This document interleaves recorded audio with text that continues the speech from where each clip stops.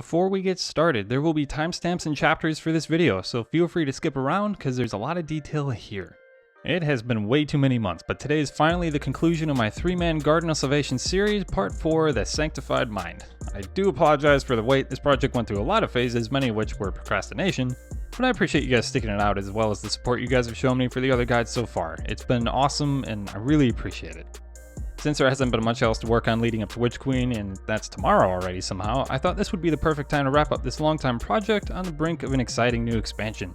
Really can't wait for the next year of Destiny, what that brings for the game and my channel, and, well, anyway, enough channel stuff. There's time for that at the end. The final boss for Garden of Salvation may actually be one of the easiest parts of the raid because it's reliable, and once you have the mechanics of the 3-man down, it's really not too bad, so don't sweat it. This 3-man raid is one of the most fun I've had in Destiny, providing an awesome challenge and some hilarious moments, so I'd really encourage you guys to give this a try. It's really not just for streamers and sweaty day 1 raiding kind of people, it's a lot of fun. Before I start the guide though, let's get into some weapons. There are a lot of good DPS options right now, but to keep it simple, we're only going to look at a few. For starters, be up to date on the meta and take a look at your seasonal artifact. The last column often has mods that end up being the premier DPS option that season. A few seasons ago, it was Breach and Clear for grenade launchers. Season of Lost is linear fusion rifles, and Witch Queen is going to be who knows what. The point is, if there's a seasonal artifact mod that massively buffs a certain archetype's damage, you should probably just use that. Many of you will probably watch this in the future when it's not the season that I made this video, so just keep that in mind. Top DPS options are changing all the time with Bungie's rebalancing and the mods that they add every season, so for this season we just used our best reads Regret from Trials, or a Threaded Needle from Season of the Chosen for DPS, and that was plenty good enough. Next season will undoubtedly look very different. So what about DPS if the seasonal mods aren't very good? Well, for our first completion months ago, we wanted to prove that we could do it without seasonal mods, so we used a combo with Izanagi's Burden and a grenade launcher. Interference 6 with full court would be a good choice for that now, and you can watch how the combo works here on screen to get a feel for it.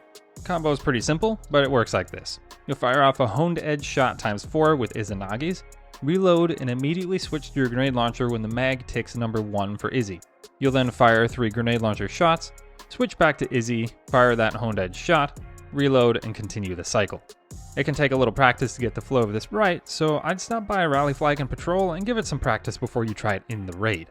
Otherwise, I'm pretty sure another option for DPS would be running Gjallarhorn and your 2 friends use a good legendary. Although we didn't test this personally, I would think with 4 damage phases before Enrage, you could definitely make this work. Weapons like Whisper of the Worm and Sleeper Simulant got buffs recently that even though there are no seasonal mods for, could also probably be options for your fire team if you aren't an exotic collector. As for the rest of your loadout, I would really recommend running Trinity Ghoul and a sniper rifle. Trinity Ghoul makes an absolute joke out of the ads and is fantastic for defending the confluxes and clearing the portals.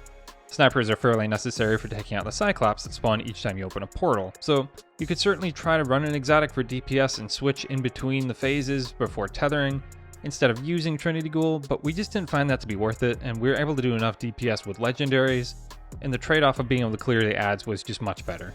Finally, before we move on to the mechanics for the actual 3-man, let's talk about some mods real quick. I would definitely use Charge with Light, Elemental Wells, and maybe most importantly the Garden of Salvation raid mods. Any of these mods are going to help you survive or do more damage. You want to stack as many enhanced Relay Defender mods on as you can, so you get a substantial damage buff just for standing near a moat bank during damage.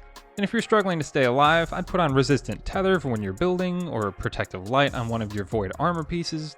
The main point is here that you just want to figure out where you're struggling, talk about it with your teammates, and build your mods to your advantage. A good example of what it might look like to buff your DPS with some mods would be to run Supreme Wellmaker with Font of Might. Have your Bubble Titan equip Supreme Wellmaker so when he casts his bubble, he'll drop 3 stasis wells you can pick up, and as long as you're on a stasis subclass and a stasis heavy weapon like Reed's Regret, you'll be dealing 25% extra damage for almost the entire damage phase, which could be a big deal. There are lots of reasons to not want to be shoehorned into using stasis, but I just wanted to throw that out there. There are really a ton of different options, so experiment around and see what works for you. With all that said, let's get into the 3-man mechanics. Just so we can keep track of what's going on during the encounter, and so you can mentally picture the encounter a little bit more accurately, we'll assign numbers to each role, each player. You'll be watching my perspective, player 1, my friend Cal will be number 2, and Hogs will be number 3. I'll do my best to keep the whole encounter in perspective so everything makes sense, and hopefully the numbering will do that too. I'm also going to have a section at the end of this video dedicated to some helpful tips and strategies aside from the basic mechanics to have more success with the encounters, so make sure to catch that too, and I do have a timestamp for that.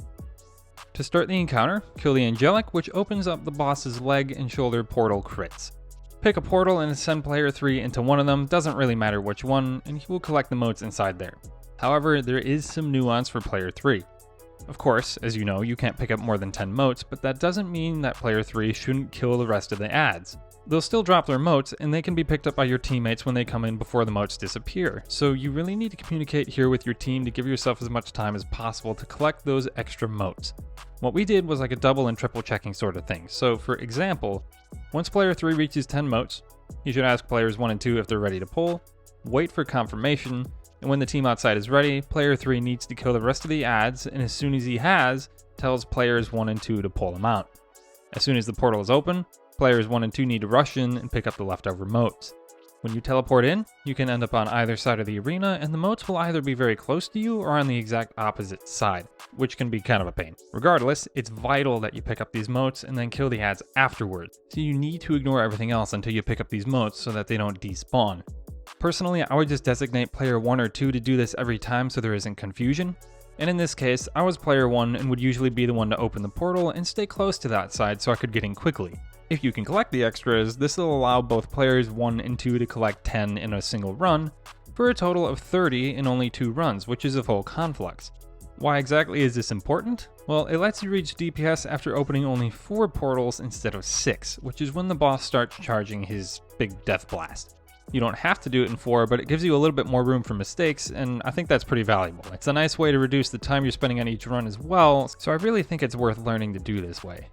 So while all that is happening with players 1 and 2 collecting those extra motes, player 3 will have the fun job of defending both confluxes at the same time. Just remember, once you've filled up one of the confluxes, Vex will no longer be able to sacrifice at it, which does make your job a little easier. Once players 1 and 2 collect their 10 motes, player 3 can open the portal to pull them out, and then immediately open and enter the other portal and repeat the process. So the entirety of the process breaks down like this. Player 3 enters a portal. Players 1 and 2 defend and build on the outside. Player 3 collects motes inside and checks if 1 and 2 are ready to pull out once he's hit 10 motes. If they are, 3 kills the rest of the adds and then immediately asks to be pulled out. Players 1 and 2 then rush into the portal to collect the extra motes and kill the rest of the adds. That's the basic flow, and you can get that process down. The rest of the encounter is pretty straightforward and you've really got it down. So once you have both confluxes full, the boss will forcibly begin his death blast charge, but also make the tether available. Clear out the 2 waves of adds and most importantly the Angelics, so you can tether to the boss, and once you've done that, make sure you're matching your tether to the right color, either blue or orange, or whatever you call it, and once the tether breaks, dash over to where your Warlock put down a well, and I really do recommend a Well of Radiance for ease of use, and start DPS. Also make sure you're standing close enough to the conflux that you get the bonus damage. As you'll see in the footage, I really whiffed the first 2 DPS phases, but ended up working out okay. Ideally though, you want a Hunter Tether debuff and a Warlock Well for a buff. Hunter Tether is good in the case that the season you're playing doesn't have an artifact mod that already does it for you. If there is an artifact mod or something else that's applying a more powerful debuff, then you don't have to worry about Tether. But that's basically the encounter. Just repeat the steps I outlined earlier to get to DPS phase each time and you'll get it done no problem.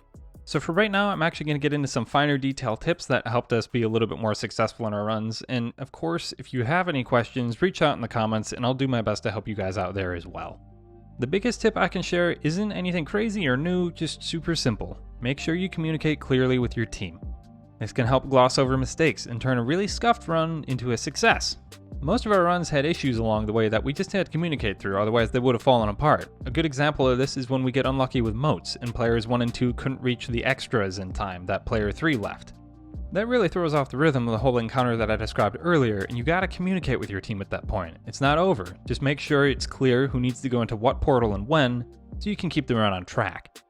And as you play the encounter and understand it a little bit more with only 3 people, you'll have a better sense of how the pieces fit together and what you'll need to do to fix the run when things get a little wacky. So yeah, just make sure to communicate clearly with your team. I know doing verbal checks with your team to open portals or whatever can feel really repetitive and boring, but they end up being important more often than not. For tip number 2, getting a little bit more specific into the procedure, it's a good idea to build when player 3 is collecting motes. Usually you only have time for one platform, and if you could focus on any, I would say the platforms around the confluxes, so that when you're doing DPS, it just helps things go a little smoother, you have some solid ground to stand on. and it's a small thing, not completely necessary, but it can be helpful.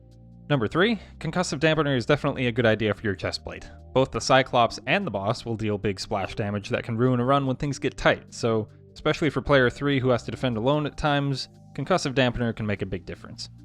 Number 4, definitely use a Well of Radiance for DPS. Titan bubbles are good, but if you don't have a platform to stand on, or didn't clear all the goblins before DPS, it can turn into a nightmare quickly, and since it's a pretty short DPS phase, you don't want to have to worry about surviving. There's definitely a lot more I could be saying, I'm sure I'm forgetting some stuff, but as you play it, you'll find out what gives you trouble the most, and you can go from there.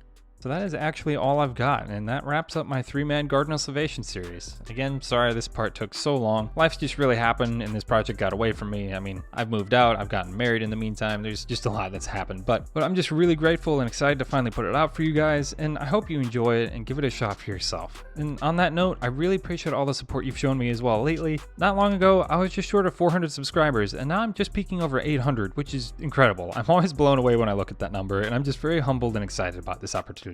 Making content about Destiny is awesome for me. I love doing it, and seeing your guys' interest just makes it even more awesome. So, speaking of awesome, one last thing before I go, I'd just like to say thanks to Rabbit Hogs and Guardian Kel, my fire team members and 2 friends who made this whole 3-man series possible. I had so much fun experiencing this raid with you two, and it's a special experience and fond memory that I'll really, truly never forget. You guys are awesome friends. That'll wrap things up though on this project. So like I said before, if you have any questions at all, reach out to me in the comments and I will answer for sure. Like, even if it's been a year, I see all your comments, so please don't hesitate. This project took a lot of time and thought, so leave a like if you enjoyed it. I'd really appreciate that. And of course, if you're interested in more cool content like this, subscribe, turn on the notification bell, all that stuff. So I hope you guys have an awesome day. As always, thanks for watching, and I'll catch you guys in the next one.